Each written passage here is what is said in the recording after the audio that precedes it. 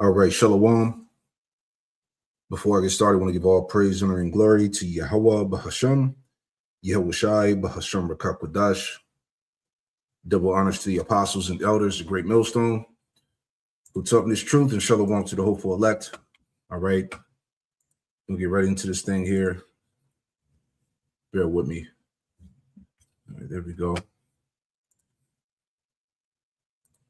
All right, so jumping right into this article here. This is from the newstarget.com. All right, and the headline here reads, NATO chief warns Europe must prepare for war against Russia. Okay, so I was thinking about the scripture in 2nd Ezra 14, where it says, and showed him the secrets of the times in the end. All right, and the end time prophecies no longer tarry. All right, so this is kind of like a follow-up on the lesson that I did going into the war, the war on all fronts, and the world was how's it go? The world on. Let me pull it back up. What was the title of it again? Shalakia. War on all fronts in the world ahead 2026.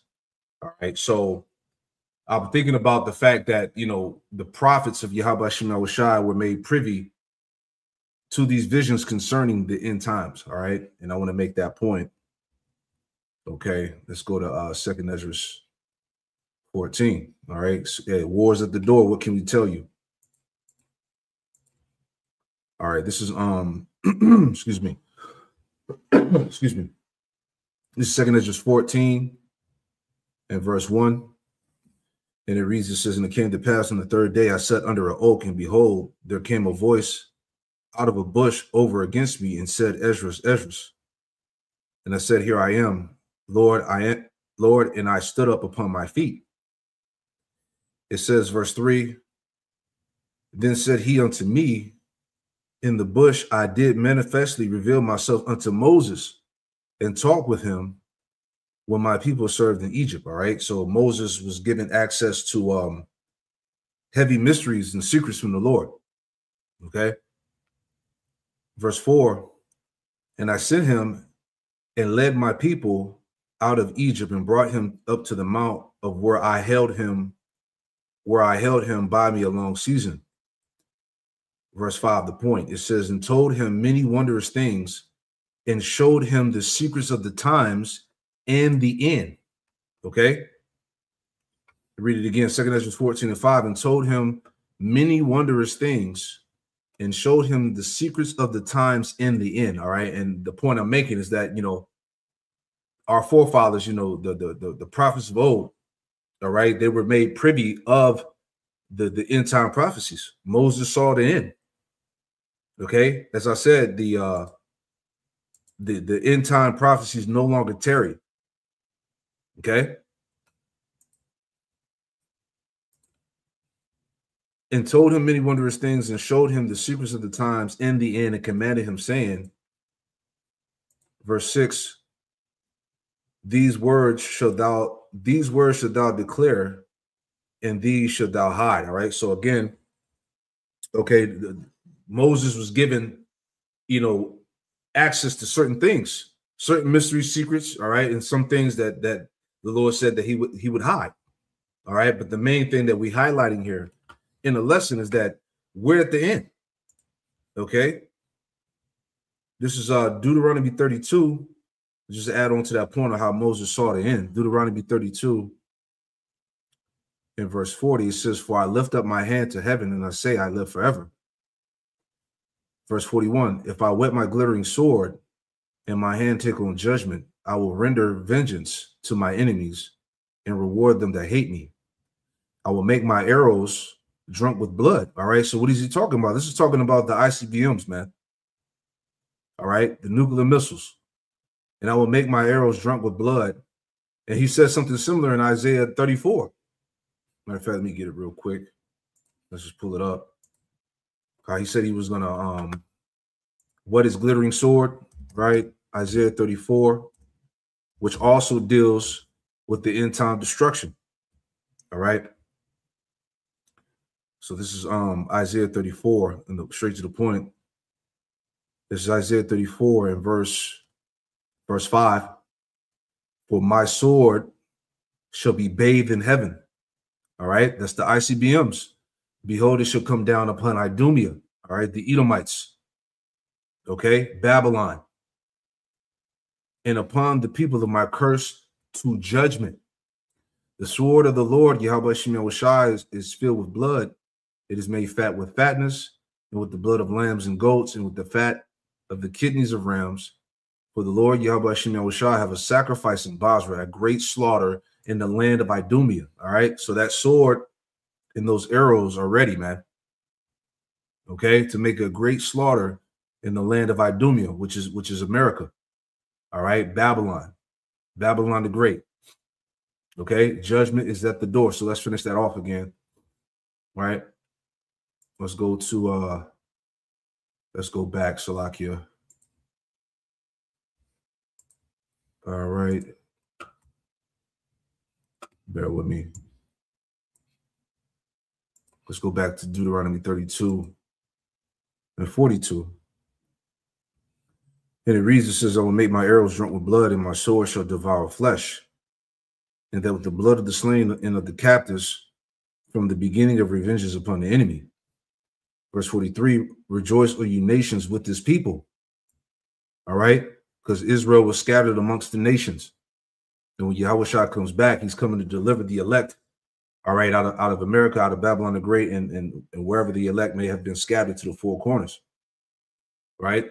Deuteronomy 32 and 43, rejoice, O you nations, with his people, for he will avenge the blood of his servants and will render vengeance to his adversaries and will be merciful unto his land and to his people.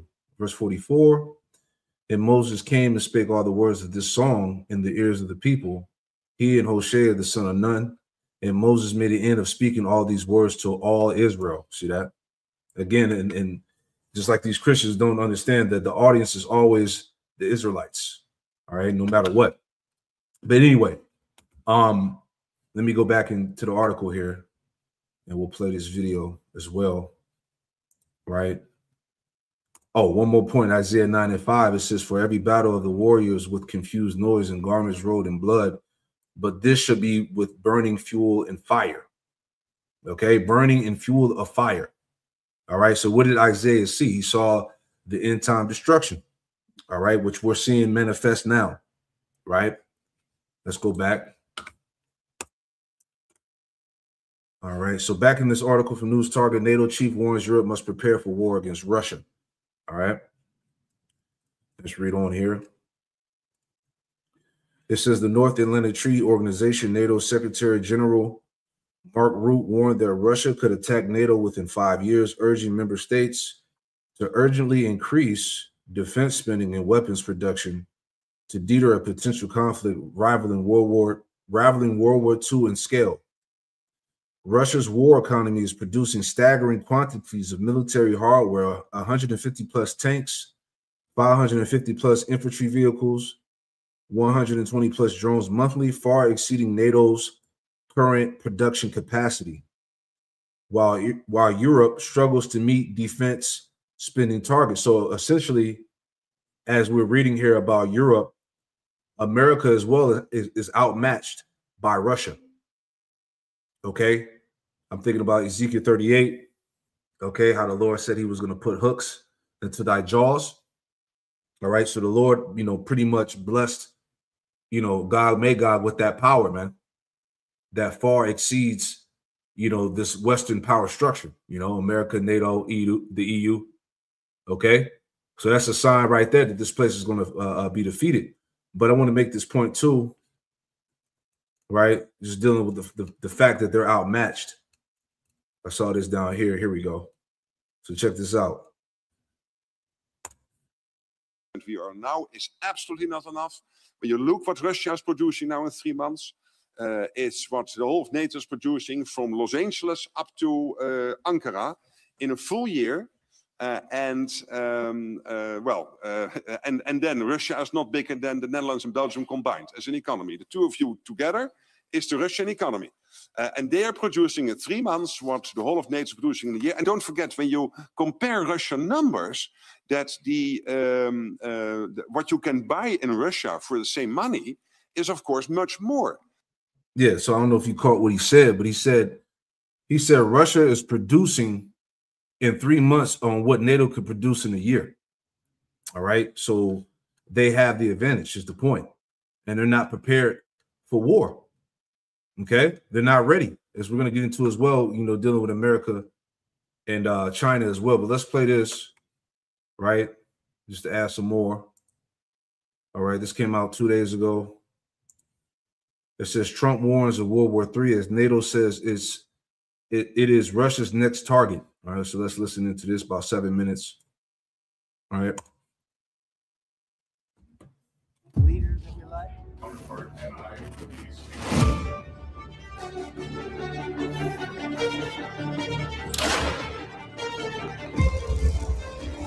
Let it be cut away.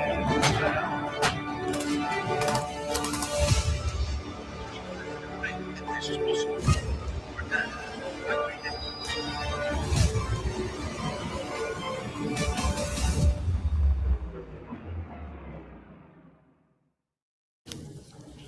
If you've been following the Ukraine war, you have probably felt this. Everyone is talking about peace, but the war keeps getting bigger.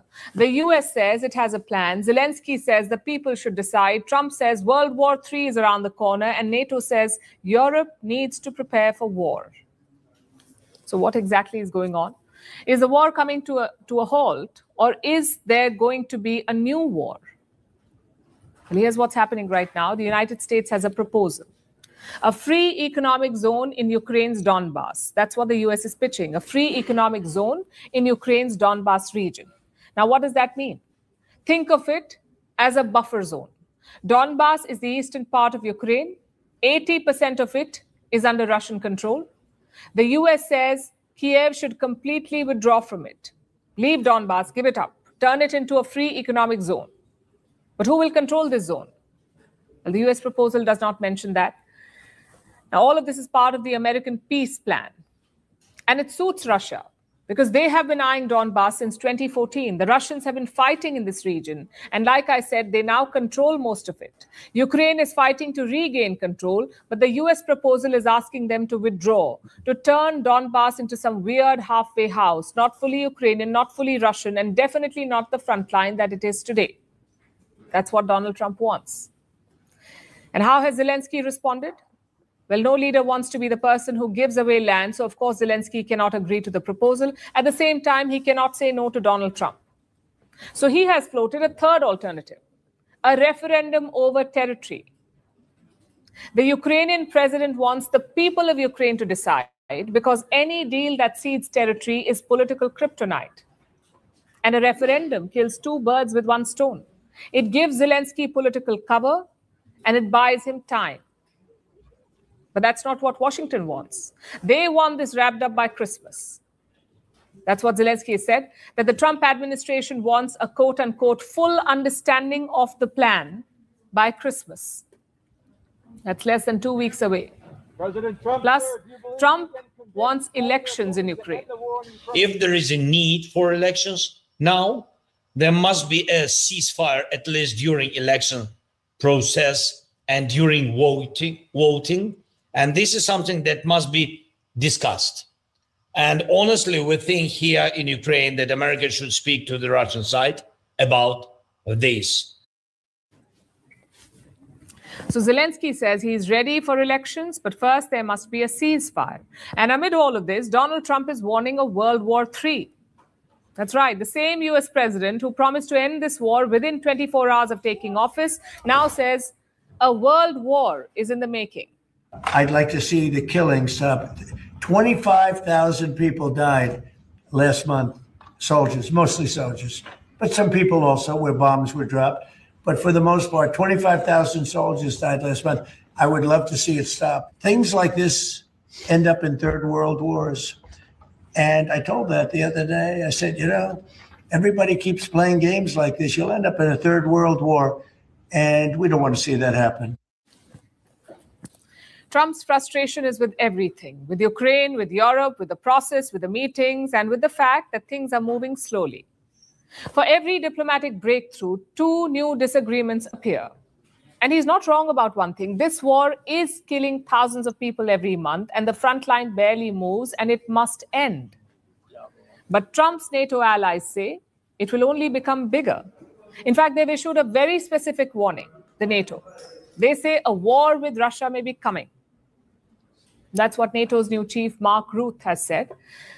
He said Moscow is probing NATO's borders the way it probed Ukraine's borders in 2021.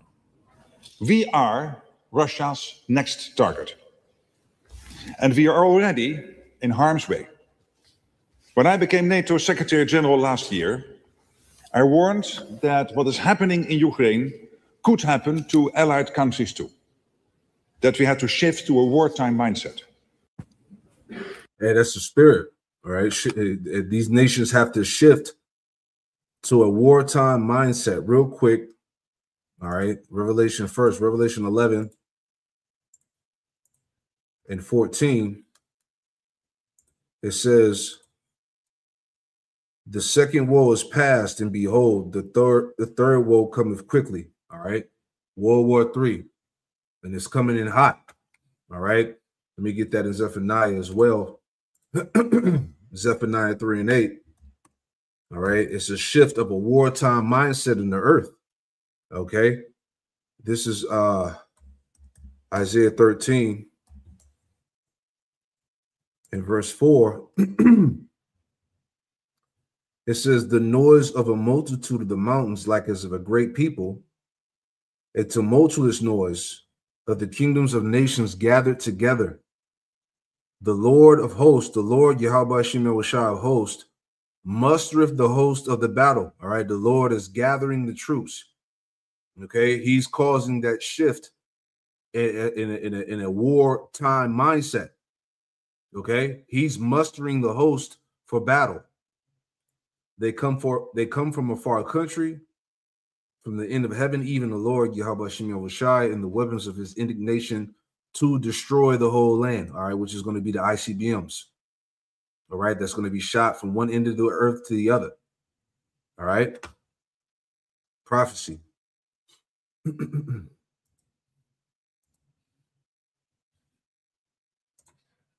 Next target. And we are already in harm's way. When I became NATO Secretary General last year, I warned that what is happening in Ukraine could happen to allied countries too. That we had to shift to a wartime mindset. If Ukraine falls, Russia will test NATO next. So the alliance is suddenly discussing things that Europeans thought they'd left behind, things like drafts and conscription, ammunition shortages, and 5-year timelines for potential conflict. We need to be ready. Because at the end of this first quarter of the 21st century, conflicts are no longer fought at arm's length. Conflict is at our door. Russia has brought war back to Europe. And we must be prepared for the scale of war our grandparents and great-grandparents endured. So why is this war escalating? Because while everyone wants peace, they don't want the same peace. The US wants closure before this becomes an election year liability. Europe wants a deal that stops Russian aggression. Ukraine wants justice and security guarantees. Russia wants territory it couldn't win on the battlefield. So everyone says peace, but the maps in their heads do not match. And it won't change anytime soon. So that's the real question tonight, perhaps. Are we watching a peace process begin or a new war take shape? As they say, only time will tell. I was born into revolution. I inherited power like a crown. What I delivered was isolation. I built a personality cult that touched every home. Millions suffered hunger under my rule, but no one dared to speak. I ruled from palaces. My people queued for rice. I called myself the dear leader. History calls me something else, the dictator. Who am I?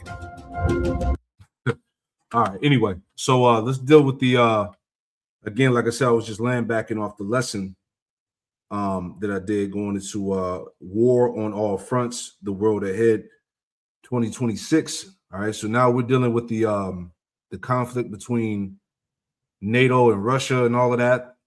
Now, I was looking at this too, dealing with China and America. All right. War on all fronts is happening. Okay. This is from collapse.news. It says New York Times warns America is unprepared for war with China despite $901 billion defense budget. All right. And we'll get into that in a minute, but listen to what this guy said. This is the ambassador for China. All right. Victor Gale threatened U.S. with a very serious warning, right? Listen to that real fast.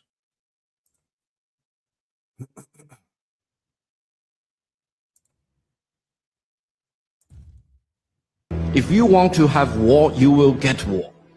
If you want to destroy China, you will be destroyed. If you want to impose nuclear war on China, you will be wiped out by nuclear war.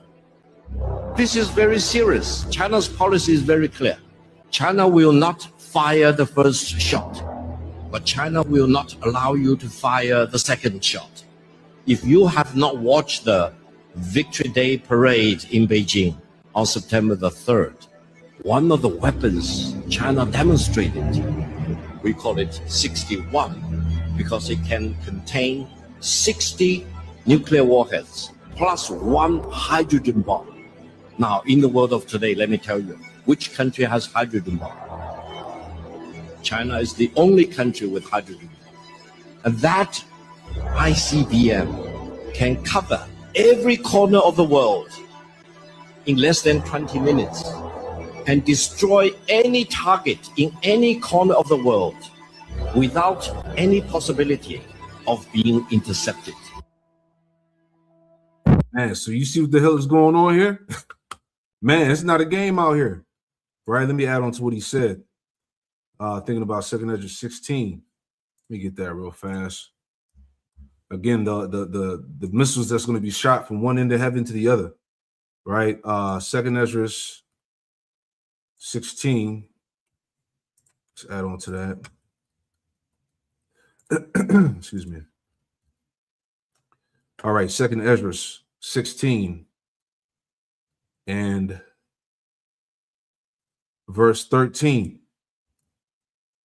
And it reads, it says, "For strong is his right hand that bendeth the bow, his arrows that he shooteth are sharp." All right, we read about the arrows also in Deuteronomy 32 and verse 42. He said, "I will make them drunk." They'll be drunken through the arrows, the blood, the destruction. All right. For his arrows that he shooteth are sharp and shall not miss when they begin to be shot into the ends of the world. So this is what that Moabite dude was saying. Okay, they can be shot, anywhere and they won't be stopped. Okay, deadly close to this thing, man. All right. Anyway, let's go back to the read here. Not to be all over the place, right? But it said, again, the headline here from the collapse.news, New York Times warns America is unprepared for war with China despite $901 billion defense budget. All right. It says the points here. It says a classified Pentagon report warns the U.S. military would likely lose a war with China. China is rapidly building its military with a reported focus on seizing Taiwan by 2027. America's outdated forces rely too much on vulnerable, expensive weapons like aircraft carriers. The defense industry is too slow, requiring investment in nimble technologies like drones.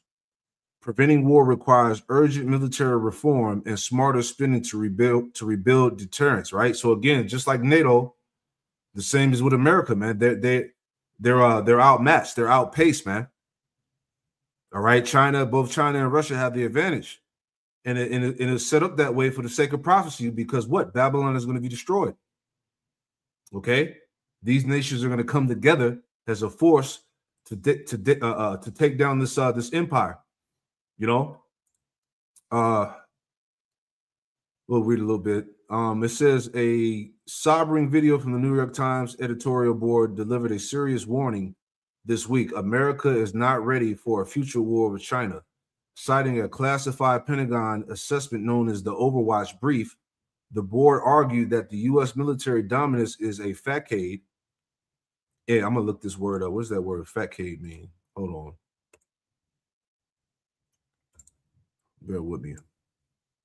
It's a facade. Let me copy and paste it. Hold on one second. I just want to look up this word, a facade, if I'm pronouncing that right. All right, bear with me. Definition.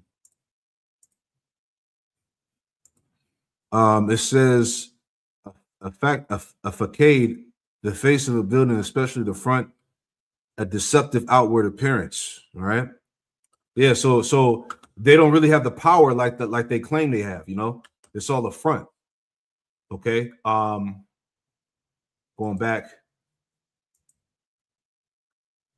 It says again, a classified Pentagon assessment known as the Overwatch Brief, quote unquote. The board argued that the U.S. military dominance is a facade, and the nation must urgently transform its defenses to prevent or win a catastrophic conflict. All right, but nobody wins in that catastrophic conflict outside of the elect. You know, this call comes just as Congress passes a $901 billion Defense Authorization Act, highlighting a critical disconnect between massive spending and battlefield readiness. All right. And we're not going to read all of that. Changing battlefield, the scale of the Chinese threat. Yeah, let's read a little bit of that. And then we'll grab more scriptures here. Or a matter of fact, I got a video I want to go into after this. All right, but it says the scale of the Chinese threat, the urgency is compounded by China's comprehensive mobilization, a 728-page report from the bipartisan U.S.-China Economic and Security Review Commission details how China is preparing its entire population for potential conflict. Check that out. All right. It says how China is preparing its entire population for potential conflict. Is that happening here? You know, it says the Chinese military is undergoing the fastest buildup since World War II, rapidly advancing its nuclear stockpiles, amphibious ships, stealth fighters, and drones specifically for a Taiwan scenario. All right, because they're going to take Taiwan from America. All right, it says, let's see if there's anything else we want to take from it. Yeah, we'll read these last two and we'll move on. It says Randall Shriver, the commission's vice chairman, warned that the U.S. is losing warning time. Right? Time is running out. Pointing to observations by military commanders that PLA activities around Taiwan now look, quote, not so much like exercising as it does rehearsal.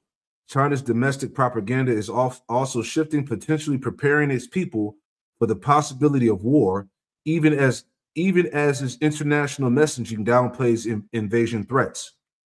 The commission reports cast a challenge in clear terms, warning that a China-dominated world order would be less stable, less secure, less prosperous, and less free. Right? It states that countering China's aggression is now a, quote, truly global challenge as Beijing deepens ties with other adversarial states like Russia, Iran, and North Korea. Exactly. This is what I said. All these nations are coming together to come against Babylon, right? That's what Jeremiah, let me pull that up. All right. It talked about prepare the ambushes, right? Let me get that. Prepare ambushes. Right? Bear with me 1 second.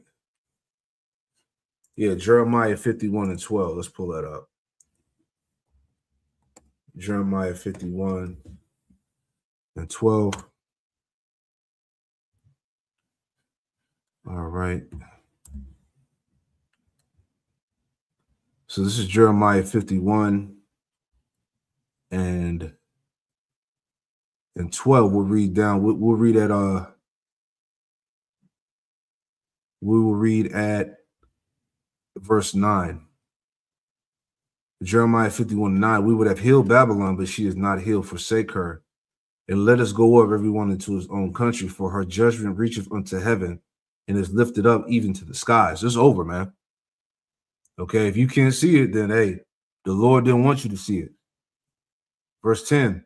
The Lord, Yahweh Shemel Shai, have brought forth our righteousness. Come and let us declare in Zion the work of the Lord, Yahweh Shemel Shai, our power. Verse 11. Make bright the arrows, gather the shields. The Lord, Yahweh Shemel Shai, have raised up the spirit of the kings of the Medes. All right, going back to Russia. For his device is against Babylon to destroy it, because it is the vengeance of the Lord, Yahweh Shemel Shai, the vengeance of his temple. All right, going back to his people, the Israelites. Okay, this is why these things are happening. Okay, the Lord is getting ready to avenge his people. Verse 12, set up the standard upon the walls of Babylon, make the watch strong, set up the watchmen, prepare the ambushes, right?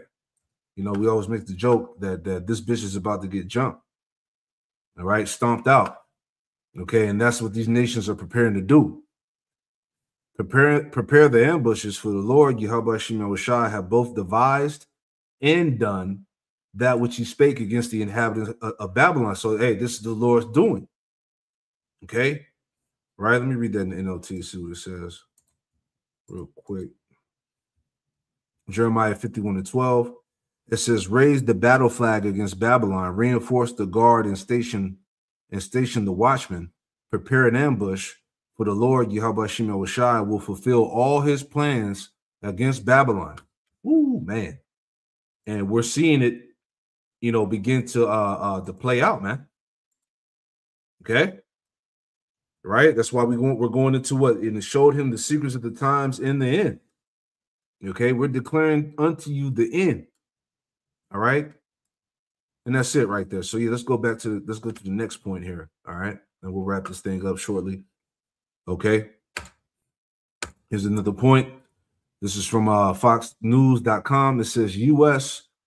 could burn through key missiles in a week if war with China erupts, top security expert warns. It says defense expert says China's military buildup exposes how far behind America's industrial base remains. Exactly. They're not prepared. They can't keep up. They're outpaced. They're outmatched, man. Through the spirit, it wasn't set up to go in their favor. All right. Prophecy declares Babylon to be destroyed.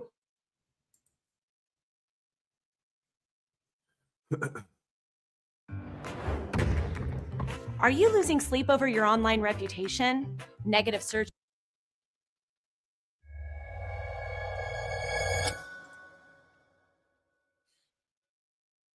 I mean, there are a couple of things that I think are notable about this period. One is that China has an economy that is, including purchasing power parity, is roughly the size of the United States. Its economy overall not as large, but it has a massive economy that is involved in global trade in ways that the Soviet Union was not. And in addition, I think what we're seeing now is a China that is increasingly involved in building weapon systems that puts it on a wartime footing. All the major domains of warfare. I'm worried about a few. One is definitely worried about the inability of the United States to fight a protracted war. And you know, what does that mean in practice? It means that it's one thing to have enough munitions. And when it comes to munitions, I mean, the big challenge with the Chinese is that the People's Liberation Army Rocket Force, which is their missile, which is the part of their military that has a lot of their missile capacity. They've got and they've built an increasing number of short, medium, and long range missiles, cruise missiles, ballistic missiles, hypersonics, as well as drones. And they have the capability to shoot those across the first and increasingly the second island chains. So the challenge for the U.S. is that it's going to need medium and long range munitions. It's an area that the Chinese are weak. People talk a lot about the drones, and we think on the air side. So at the war in Ukraine, the drones that are being used along the front lines. Well, in the Pacific, a big component is likely to also be undersea. And again, it's an area where, unlike, say, the Russians, when it comes to anti-submarine warfare, the Chinese, they're getting better, but they still can't see that well undersea. So if they're trying to bring soldiers on ships or even aircraft, but let's say ships across Taiwan Strait and land them, or set up a blockade around Taiwan, and you've got a large number of unmanned underwater vehicles, or UUVs. I think there are a couple of things that are helpful, including the terminology that's now being used. The secretaries refer to this time period as one where the U.S. and its industrial base needs to be on a wartime footing. That is, in my view, exactly the right wording. And when you look at the Chinese and the Russian industrial bases right now, they are both on a wartime footing. The Chinese are producing weapons systems to deter the U.S. in and around key areas like the Taiwan Straits and the South China Sea, or we've seen even recently around Japan. And if deterrence fails to fight and win a war, and the Russians are obviously in the middle of a war, so that terminology is helpful. There's been a major effort at the Deputy Secretary of War level. There you go. All right. Let's grab this.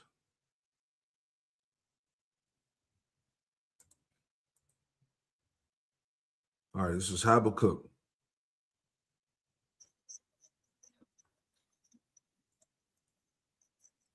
Salakia. Yep, let me go back.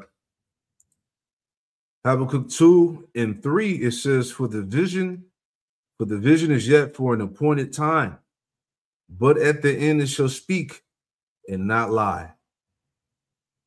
Though it tarry, wait for it, because it will surely come, it will not tarry. All right. So again, as I said, the visions of the end time destruction no longer tarry. All right. As we heard in the video, all right, the war again is at the door, man. All right. So this is the world ahead, man. War on all fronts. It's going down, man. So we'll leave it like that. Just, quick report. All right, let you know how these things are intensifying, why everybody's being distracted with the holidays and all the bullshit and the Diddy trial and Epstein and all the madness, the bread and circus. All right, this is what's really this is the buildup of what's happening, the things that matter. All right, the end. Shalom.